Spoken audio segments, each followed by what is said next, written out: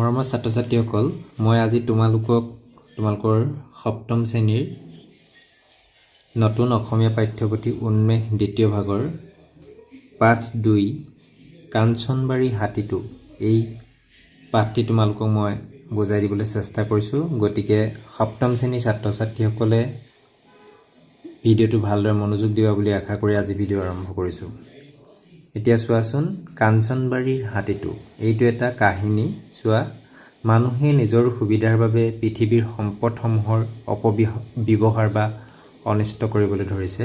কি হয়, মানুহে নিজৰ সুবিধাৰ কাৰণে কি হয়, পৃথিৱীৰ যিবিলাক সম্পদ আছে এই সম্পদসমূহ কি কৰিছে, অপব্যৱহাৰ বা অনিষ্ট কৰিবলৈ ধৰিছে। হকে বিহকে গছ গছনি পাহাৰ পৰ্বত কাটি তহিলং কৰাৰ বাবে বনৰীয়া জীৱ জন্তুবোৰৰ যথেষ্ট অপকাৰ হৈছে। খাদ্য আৰু বাসস্থানৰ সন্ধানত বনৰীয়া জীৱ জন্তুবোৰ মানুহৰ বসতি স্থানলৈ আহিবলৈ বাধ্য হৈছে আৰু ফলস্বৰূপে বনৰীয়া জন্তু আৰু মানুহৰ সংঘাতৰ সৃষ্টি হয়। এনে পৰিস্থিতি উদ্ভৱ নহ'বৰ বাবে আমি সদায় যত্নপৰ হ'ব লাগে। হাবিৰ পৰা ওলাই আহি জনসমাজত অকলশৰীয়াকৈ অৱস্থান কৰা হাতী এটাৰ কাহিনীৰ মাজেৰে কথাখিনি জানো আহা। আচলতে এই কাহিনীটোত হাতীটোৰ চৰিত্ৰৰ জৰিয়তে বন্যপ্ৰাণী আৰু মানুহৰ মাজত যে সংঘাত দিনক দিনে বৃদ্ধি পাইছে, সেই কিয় বৃদ্ধি পাইছে আৰু তাৰ পৰা আমি কেনেধৰণে পৰিত্ৰাণ পাব পাৰোঁ তাৰ এটা শিক্ষা দিবৰ কাৰণে এই কাহিনীটো হৈছে। এতিয়া চাওঁ, পঢ়ো আহা। বিদ্যালয়ৰ ছুটিৰ পাছত মাছুমাহঁত ঘৰলৈ আহি আছিল। বিদ্যালয়ৰ পৰা সিহঁতৰ গাঁৱলৈ বৰ বেছি দূৰ নহয়, খোজকাঢ়ি গ'লে প্ৰায় 20 মিনিটৰ বাট। সিহঁতে সদায় খোজকাঢ়িয়ে বিদ্যালয়লৈ অহা যোৱা কৰে। বাটত মাছুমাই তাৰ লগৰ কৰবী, নবীন, নয়ন আৰু কনকৰ লগত নানা ধৰণৰ কথা পাতি আহে।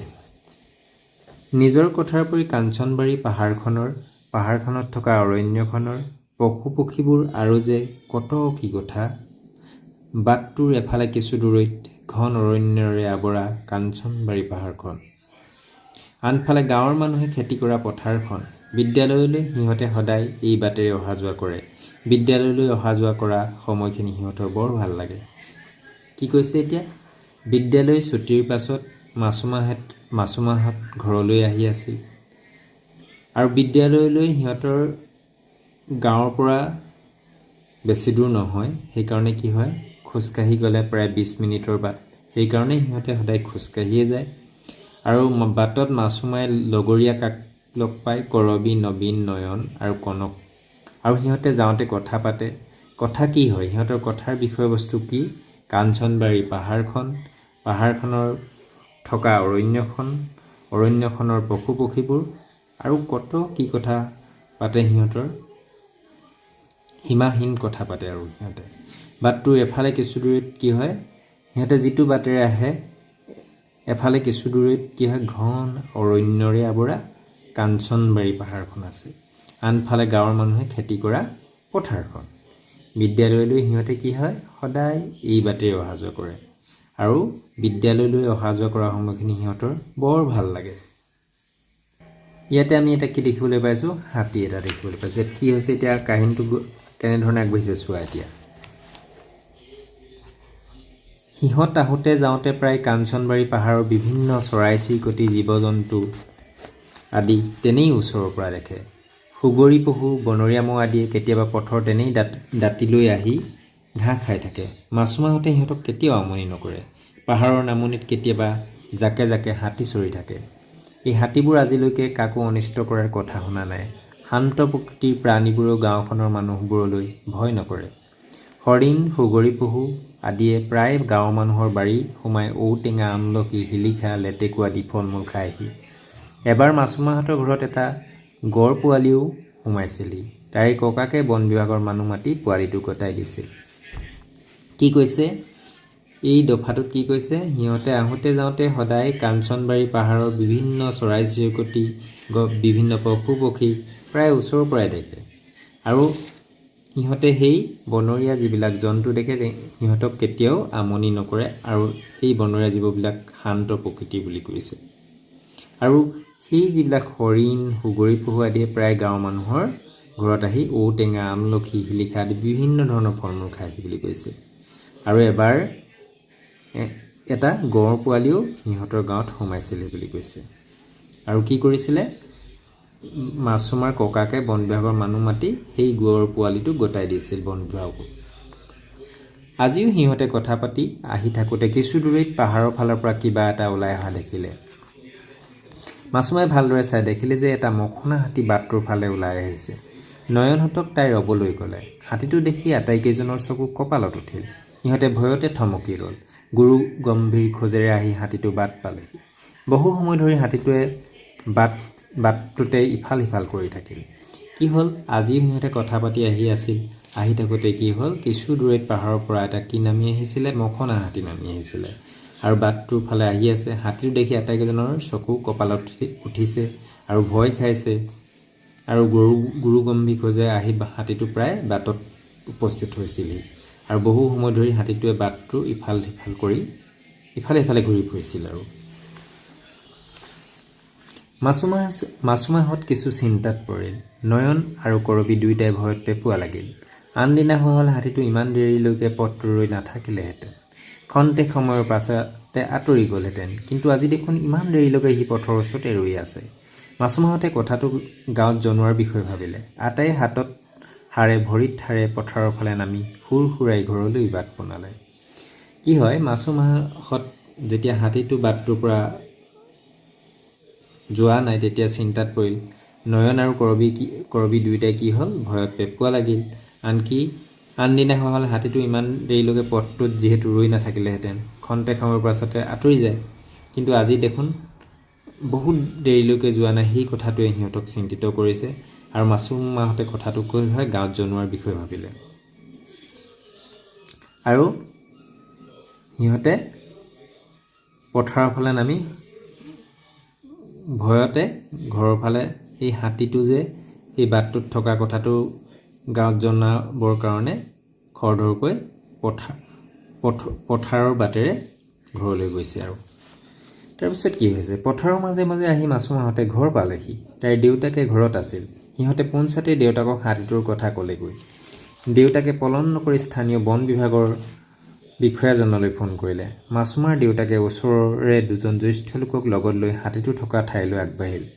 মাছুমাহঁতো তেওঁলোকৰ পিছে পিছে গ'ল। কি হয়, পথাৰৰ মাজে মাজে আহি মাছুমাহঁতে ঘৰ পাইছেহি। আৰু মাছুমাই তাইৰ দেউতাকক এই হাতীটো যে বাটত ৰৈ থকা কথাটো দেউতাকক অৱগত কৰাইছে। আৰু কি হয়, দেউতাকেও পলম নকৰি কি হয়, স্থানীয় বন বিভাগৰ বিষয়াজনলৈ ফোন কৰিছে। আৰু মাছুমাৰ দেউতাকে ওচৰৰ দুজন জ্যেষ্ঠ লোকক লগত লৈ হাতীটো থকাৰ ফালে আগবাঢ়ি গৈছে। আৰু মাছুমাহঁতেও তেওঁলোকৰ পিছে পিছে গৈছে। মাছুমাৰ দেউতাকহঁত গৈ পোৱাৰ সময়তে সিফালৰ পৰা বন বিভাগৰ দলটো আহি হাতীটোৰ ওচৰ পালেহি। এই দেখিছে বন বিভাগৰ লোকসকল হাতীটোৰ ওচৰ পাইছেহি। তেতিয়াও হাতীটো ৰাস্তাতে বিচৰণ কৰি আছিল। বন বিভাগৰ লোকসকলে হাতীটো ভালদৰে লক্ষ্য কৰিলে। তেওঁলোকে তাক হাতীদণ্ডিটোৰ ফালে খেদি নিবলৈ যত্ন কৰিলে। লাহে লাহে হাতীটোৱে হাবিতলীয়া পথটোৱেদি বাট ল'লে। বন বিভাগৰ দলটোৱে মখনাটো খেদি নি হাতী জাকটোৰ ওচৰত থৈ আহিলেগৈ। হাতীটো জাকৰ লগত যোৱা যেন দেখি মাছুমাহঁতে ঘৰলৈ খোজ ল'লে। আহি থাকোঁতে তাই ভাবিলে, পাহাৰৰ অৰণ্যখনৰ গছবোৰ কাটি থকাৰ বাবেই বাৰু হাতীটোৱে জাক হেৰাইছে নেকি? তাৰ বাৰু খং উঠিছে নেকি? খঙত সিহঁতে মানুহৰ অনিষ্ট কৰিবলৈ চেষ্টা কৰিব নেকি? তেনেতে ককাকে কোৱা কথা এটা মাছুমাৰ মনত পৰিল। ককাকে তাইক কৈছিল, আন জন্তুবোৰৰ দৰে হাতীবোৰেও সম্পূৰ্ণ প্ৰাকৃতিক পৰিৱেশত থাকিহে ভাল পায়। একেটা দণ্ডিয়েদি সিহঁতে অহা যোৱা কৰে। নিজৰ দণ্ডি সিহঁতে কেতিয়াও নেপাহৰে। দণ্ডিত ভেটা দিলে সিহঁত অসন্তুষ্ট হয়। মানুহে আমনি কৰিলে হাতীবোৰৰ খং উঠে। মাছুমাৰ মনটো বৰ বেয়া লাগিল। মানুহবোৰে বাৰু হাতীবোৰক কিয় আমনি কৰে? নিজৰ যাত্ৰাপথৰ শান্তিৰে বিচৰণ কৰিবলৈ কিয় সুবিধা নিদিয়ে? সিহঁতৰ নিশ্চয় স্বাধীনভাৱে জীয়াই থকাৰ অধিকাৰ আছে। কি হৈছে, যেতিয়া হাতীটো বন বিভাগৰ লোকসকলে যিটো হাতী যোৱা দণ্ডি, হাতী যিটো পথেৰে যায় সেইটো পথেৰে খেদি দিবলৈ যত্ন কৰিছে। আৰু হাতীটোও সেই বাটটোৱে গুচি গৈছে। আৰু বন বিভাগৰ লোকসকলে কি হয়, মখনাটোক খেদি নি হাতী জাকটোৰ ওচৰত থৈ আহিছেগৈ। আৰু হাতী জাকৰ লগত যোৱা দেখি হাতীটো হাতীৰ লগত জাকৰ লগত যোৱা দেখি মাছুমাহঁতে ঘৰলৈ খোজ লৈছে। আহি থাকোঁতে মাছুমাৰ মনত বিভিন্ন ধৰণৰ চিন্তা আহিছে। তাই ভাবিছে যে পাহাৰৰ অৰণ্যখনৰ গছবোৰ কাটি থকাৰ বাবেই সিহঁতে জাক হেৰুৱাইছে নেকি। আকৌ ভাবিছে তাই এই হাবি জংঘল কটাৰ কাৰণে হাতীটোৰ বাৰু খং উঠিছে নেকি, আৰু খঙত মানুহবিলাকক অনিষ্ট কৰিব নেকি। বিভিন্ন কথাৰে মাছুমাৰ মনটোক জুমুৰি ধৰিছে। আৰু সেই সময়ত ককাকে কোৱা কিছুমান হাতীৰ বিষয়ে কোৱা কথাও মাছুমাৰ মনলৈ আহিছে। তাৰপিছত কি হৈছে চোৱাচোন। হঠাতে তাই দেউতাকক সুধিলে, দেউতা, আমি বাৰু হাতীটোৰ লগত সমিল মিলে থাকিব নোৱাৰোঁনে? দেউতাকক কি বুলি শুনিছে মাছুমাই? আমি বাৰু হাতীটোৰ লগত সমিল মিলে থাকিব নোৱাৰোঁনে? এনেধৰণে শুনিছে। দেউতাকে ক'লে, কিয় নোৱাৰোঁ মাজনী, কিয় নোৱাৰোঁ মাজনী? ইমান দিনেতো আমি তেনেদৰেই চলি আছোঁ। কিন্তু লাহে লাহে বিভিন্ন ঠাইত কিছুমান মানুহে হাতীবোৰৰ প্ৰতি অন্যায় কৰিবলৈ ধৰিছে। বন্যপ্ৰাণীৰ প্ৰতি মানুহৰ মৰম স্নেহ টুটিছে। অসহিষ্ণুতা আৰু নিষ্ঠুৰতা বাঢ়িছে। তুমি দেখিছেই নহয়, আমাৰ পাহাৰখনৰ গছবোৰ কিছুমান মানুহে কাটি তহিলং কৰিছে। গছ কটা যন্ত্ৰ আৰু গাড়ীৰ শব্দই অৰণ্যখন অশান্ত কৰি তুলিছে। এই কাৰ্যই অৰণ্যখনৰ যথেষ্ট ক্ষতি সাধন কৰিছে। বন্যপ্ৰাণীবোৰ সেইবাবে চাগে শংকিত হৈ পৰিছে। আনকি কাঞ্চনবাৰী হাতীবোৰেও নিজৰ দণ্ডি দি অহাত বাধা পাইছে। সেইবাবে হয়তো আজিও হাতীটো পথটোলৈ আহিছে। আনহাতে কাঞ্চনবাৰীৰ পৰা কিছু আঁতৰত অৰণ্যৰ মাজে এটা ৰাষ্ট্ৰীয় ঘাইপথ পাৰ হৈ গৈছে। এই পথটোতেদি অনবৰতে বিভিন্ন যান বাহন চলিয়ে থাকে। পথটোৰ দুই পাৰৰ বন্যপ্ৰাণীবোৰ সময়ে সময়ে পথটো পাৰ হয়। এনেদৰে পাৰ হওঁতে বহু প্ৰাণীয়ে যান বাহনৰ খুন্দাত প্ৰাণ হেৰুৱায়। সেইকাৰণে অৰণ্যৰ মাজৰ পথছোৱাত চৰকাৰে এনিমেল গ্ৰীণ কৰিডৰৰ ব্যৱস্থা কৰিছে। লগতে যান বাহনৰ গতি নিয়ন্ত্ৰণত গুৰুত্ব দিছে। কিন্তু ইয়াৰ পাছতো অঘটন ঘটিয়ে আছে। সেইবোৰ কাৰণত সিহঁত অসন্তুষ্ট হৈছে। তাই পুনৰ সুধিলে, দেউতা, আমি বাৰু কিবা এটা কৰিব নোৱাৰোঁনে? দেউতাকে ক'লে, নিশ্চয় পাৰোঁ, মন কৰিলেই চোন। ইয়াৰ বাবে আমি প্ৰথমে সজাগতা সৃষ্টি কৰিব লাগিব। বন্যপ্ৰাণীৰ সৈতে সহাৱস্থান কৰিবলৈ মানুহক বুজাব লাগিব। গছ কটা কাৰ্য বন্ধ কৰোৱাব লাগিব। বিদ্যালয়বোৰত ছাত্ৰ ছাত্ৰীসকলক সচেতন কৰি তুলিব লাগিব। জীৱ জন্তুৰ প্ৰতি সহমৰ্মিতা প্ৰদৰ্শন কৰিবলৈ শিক্ষা দিব লাগিব। এতিয়া এই দফাটোত কি বুলি কৈছে? এই দফাটোত কি কোৱা হৈছে যে তাই দেউতাকক সুধিছে যে বন্যপ্ৰাণীৰ লগত হাতীবোৰৰ লগত আমি সহাৱস্থান কৰিব নোৱাৰোঁনে, এই কথা সুধিছে। আৰু হাতী আৰু মানুহৰ বুলিয়েই নহয়, বন্যপ্ৰাণীবিলাকৰ কিয় সংঘাত হৈছে সেই কথা দেউতাকে তাইক বিশদভাৱে বৰ্ণনা কৰিছে। কাৰণ দিনক দিনে হাবি জংঘল আমি মানুহবিলাকে নিজৰ সুবিধাৰ কাৰণে কাটি তহিলং কৰিছে। আৰু তাৰ লগে লগে কি হয়, জীৱ জন্তুবিলাক শংকিত হৈছে। আনহাতে কি হয়, হাবিৰ মাজত ৰাষ্ট্ৰীয় ঘাইপথ হৈছে আৰু ঘাইপথবিলাকেদি অনবৰতে কি হয়, যান বাহনৰ চলে আৰু যান বাহনৰ যিবিলাক শব্দ সেইবিলাকে বন্যপ্ৰাণীবিলাকক কি হয়, শংকিত কৰি তোলে। তাৰপিছত কি হৈছে, আৰু সেই বন্যপ্ৰাণীবিলাকৰ লগত সংঘাত নিৰাময়ৰ কাৰণে কি কৰিব লাগিব মাছুমাক বৰ্ণনা কৰিছে। কেনেধৰণে আমি এই বন্যপ্ৰাণী আৰু মানুহ কেনেধৰণে আমি সহাৱস্থান কৰিব পাৰোঁ, দেউতাকে তাৰ উপায় দিছে। কেনেধৰণে পাৰোঁ বুলি কৈছে যে আমি কি কৰিব লাগিব, প্ৰথমে সজাগতা সৃষ্টি কৰিব লাগিব বুলি কৈছে। আৰু কি হয়, গছ কটা কাৰ্য বন্ধ কৰিব লাগিব। আৰু বিদ্যালয়বিলাকত ছাত্ৰ ছাত্ৰীক এই সচেতন কৰি তুলিব লাগিব। আৰু জীৱ জন্তুৰ প্ৰতি আমি সহমৰ্মিতা প্ৰদৰ্শন কৰিবলৈ ছাত্ৰ ছাত্ৰীক শিক্ষা দিব লাগিব বুলি দেউতাকে কাক কৈছে? মাছুমাক কৈছে। তেনেতে মাছুমাই সুধিলে, দেউতা, বন্যপ্ৰাণীৰ লগত সহাৱস্থান কিদৰে সম্ভৱ? সহাৱস্থানৰ অৰ্থ এইটো নহয় যে আমি বন্যপ্ৰাণীৰ লগত একেলগে থাকিব লাগে। ইয়াৰ অৰ্থ এইটোহে যে বন্যপ্ৰাণী বিচৰণ প্ৰতি ভাবুকি অহা একো কাম আমি কৰিব নালাগে। মানুহে সিহঁতক আমনি নকৰিলে সিহঁতেও মানুহৰ বসতিস্থললৈ আহি কেতিয়াও আমনি নকৰে, দেউতাকে বুজালে। দেউতাকক মাছুমাই সহাৱস্থাননো কি বন্যপ্ৰাণীৰ লগত সুধিছে। তেতিয়া দেউতাকে সহাৱস্থাননো কি সেই কথাটো ধুনীয়াকৈ বৰ্ণনা কৰি দিছে। তাৰপিছত কি হৈছে, দেউতাকৰ কথাবোৰ শুনি মাছুমাই মনতে সংকল্প ল'লে, কাঞ্চনবাৰী হাতীবোৰক শান্তিৰে বাস কৰাৰ সুবিধা দিবই লাগিব। ইয়াৰ বাবে মই দেউতাই কোৱাৰ দৰে কিছুমান কাম কৰিবলৈ চেষ্টা কৰিম। লগতে স্কুলৰ ছাৰ বাইদেউৰ পৰা বন্যপ্ৰাণীসমূহ সুৰক্ষাৰ বাবে কি কৰিব পাৰি জানি ল'ম বুলি কৈছে। এতিয়া কি হৈছে, দেউতাকৰ কথাবোৰ শুনি মাছুমাই মনতে সংকল্প লৈছে। কি সংকল্প লৈছে? যে কাঞ্চনবাৰীৰ হাতীবোৰক শান্তিৰে বাস কৰা সুবিধা দিবই লাগিব বুলি তাই সংকল্প লৈছে। আৰু ইয়াৰ বাবে তাই কি কৰিব কৈছে, মই দেউতাই কোৱাৰ দৰে কিছুমান কাম কৰিবলৈ চেষ্টা কৰিম বুলি কৈছে। লগতে স্কুলৰ ছাৰ বাইদেউৰ পৰা বন্যপ্ৰাণীসমূহ সুৰক্ষাৰ বাবে কি কৰিব পাৰি জানি ল'ম বুলি কৈছে। স্কুলৰ সমনীয়া লগ হৈ সিহঁতে কাঞ্চনবাৰীৰ বাবে কাঞ্চনবাৰীৰ গছ বন পশু পক্ষীৰ বাবে যদি কিবা এটা ভাল কাম কৰিব পাৰে তেন্তে কিমান যে ভাল হ'ব। কথাবোৰ ভাবি মাছুমাৰ মনটো দৃঢ় হৈ উঠিল। এতিয়া এই কাহিনীটোৰ জৰিয়তে কি বুজি পালোঁ আমি, সেই কাঞ্চনবাৰীৰ যিটো হাতী আছে সেই হাতীটোৰ চৰিত্ৰটোকে লৈ যে কেনেধৰণে বন্যপ্ৰাণী আৰু মানুহৰ মাজত সংঘাত হৈছে আৰু সেই সংঘাতবিলাক কি ধৰণে আমি নিৰাময় কৰিব পাৰোঁ, এই বন্যপ্ৰাণী আৰু মানুহৰ মাজত যিটো সংঘাত সেইটো আমি কেনেধৰণে সংঘাতৰ পৰা আমি কেনেধৰণে ৰক্ষা পাব পাৰোঁ, সেই বিষয়ে এই কাহিনীটোত বৰ্ণনা কৰিব বিচৰা হৈছে। আৰু এই বন্যপ্ৰাণীবিলাকৰ সংৰক্ষণৰ বাবে আমি ল'ব লগা পদক্ষেপবিলাকৰ বিষয়েও কাহিনীটোত বুজোৱা হৈছে। নিশ্চয় তোমালোকে কাহিনীটো বুজি পালা। তাৰপিছত আমি ইয়াৰ অনুশীলনীবিলাকলৈ আহিছোঁ। ইয়াৰ যিবিলাক ক্ৰিয়াকলাপ আছে তালৈ আহিছোঁ। ইয়াত কি আছে, প্ৰথমতে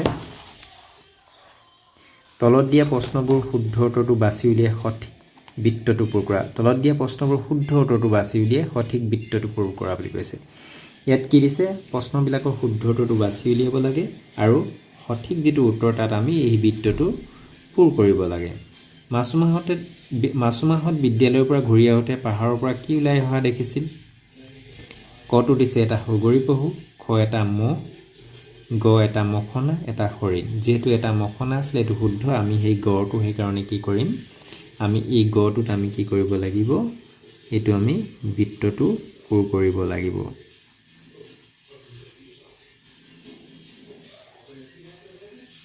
এই গড়টো আমি পূৰ কৰিব লাগিব।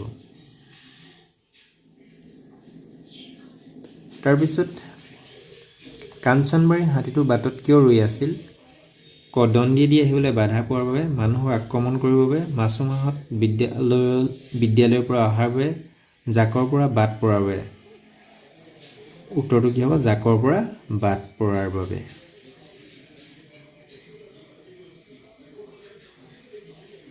আমি গটো শুদ্ধ উত্তৰ। এতিয়া 2 নম্বৰ ক্ৰিয়াকলাপটো কি দিছে, তলত দিয়া প্ৰশ্নকেইটাৰ উত্তৰ লিখা। কটো দণ্ডি কি, এনেধৰণে দিছে। মই এই প্ৰশ্নকেইটাৰ উত্তৰ লিখি ৰাখিছোঁ, চোৱাচোন। প্ৰথম যিটো দণ্ডি কি, সেই প্ৰশ্নটোৰ উত্তৰ কেনেধৰণৰ হ'ব? দণ্ডি হৈছে হাতী অহা যোৱা কৰাৰ পথ।